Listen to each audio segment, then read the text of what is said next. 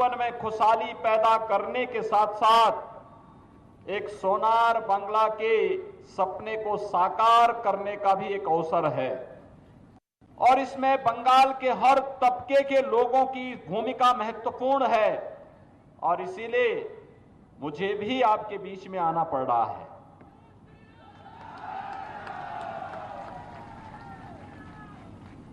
सोनार बांग्ला के सपने को साकार होगा तब जब प्रधानमंत्री मोदी जी के विजन के अनुरूप हम कार्य करेंगे। प्रधानमंत्री मोदी जी ने जहां भी जिस भी कार्य को आगे बढ़ाया है उसमें सफलता प्राप्त हुई है। देश के अंदर प्रगति के नित नए आयाम छूते हुए भारत में दिखाई दिए हैं। उत्तर प्रदेश, जिस उत्तर प्रदेश में आज से 4 वर्ष पहले अराजकता थी, गुंडागर्दी थी, दंगे होते थे, पर्व और त्योहार शांतिपूर्ण ढंग से संपन्न नहीं हो पाते थे, व्यापक अराजकता थी, भ्रष्टाचार था, गरीबों को योजनाओं का लाभ नहीं मिलता था, विकास एकदम ठप पड़ गया था, विकास के पैमाने पर उत्तर प्रदेश पिछड़ गया था। मात्र 4 वर्ष के अंदर उत्तर प्रदेश की प्रगति देश के अंदर सबसे अच्छी प्रगति के रूप में सामने आई है और वह इसलिए आई है क्योंकि उत्तर प्रदेश में भाजपा की सरकार है। आज के दिन पर भारतीय जनता पार्टी की सरकार का मतलब डबल इंजन की सरकार, डबल इंजन की सरकार। भाइयों बहनों, ये डबल इंजन की सरकार किस रूप में कार्य करती है? 4 वर्ष में उत्तर प्रदेश में 40 लाख गरीबों को सरकारी आवास मिला है।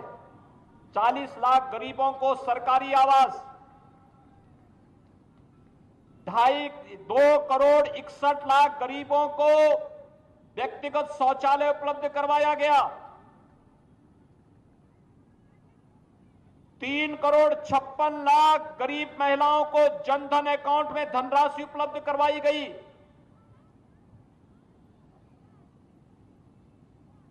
1 करोड़ 38 लाख गरीब परिवारों को निःशुल्क विद्युत के कनेक्शन उपलब्ध करवाए गए। 1 करोड़ 57 लाख गरीबों को रसोई गैस के निःशुल्क कनेक्शन उपलब्ध कराए गए। और आज के दिन पर उत्तर प्रदेश के अंदर 16 करोड़ लोगों को वहां पे निःशुल्क राशन उपलब्ध करवाने का कार्य राज्य सरकार उपलब्ध करवा रही है। 4 लाख नौजवानों को सरकारी नौकरी, 1.5 करोड़ नौजवानों को प्राइवेट सेक्टर में उद्योग लगा करके नौकरी और रोजगार के साथ जोड़ने का कार्य हुआ। और आज 4 वर्ष में उत्तर प्रदेश की अर्थव्यवस्था दुगनी से अधिक आगे बढ़ी है और उत्तर प्रदेश आज देश का नंबर 1 प्रदेश बनने की ओर अग्रसर हुआ है।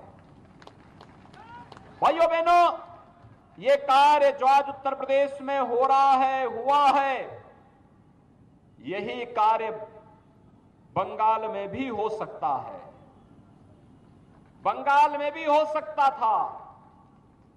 लेकिन बंगाल में पहले कांग्रेस ने रौंदा, फिर कम्युनिस्टों ने लूट खसोट की और पिछले 10 वर्षों से टीएमसी ने तो यहां पे दंगा, अराजकता, गुंडागर्दी और भ्रष्टाचार की पराकाष्ठा को वहां तक पहुंचा दिया है जहां पर बंगाल के हर नौजवान के सामने पहचान का एक संकट खड़ा हुआ है। आज केंद्र की किसी भी योजना को ममता दीदी की सरकार, टीएमसी की सरकार बंगाल के अंदर लागू नहीं होने देती है। दीदी की सहानुभूति यहां के नौजवानों के साथ में नहीं है, यहां की महिलाओं के साथ में नहीं है, यहां के किसानों के साथ भी नहीं है, यहां के व्यापारियों के साथ भी नहीं है। दीदी को तो लड़ाने से ही फुर्सत नहीं है, उनकी सहानुभूति तो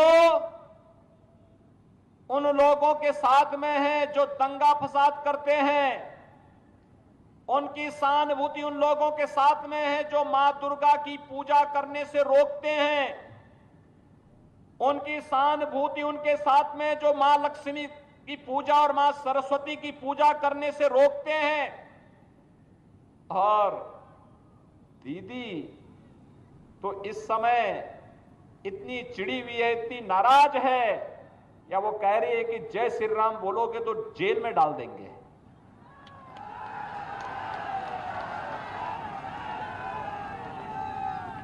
अरे चिढ़ भाजपा से हो सकती है, हमसे हो सकती है, राम से क्यों?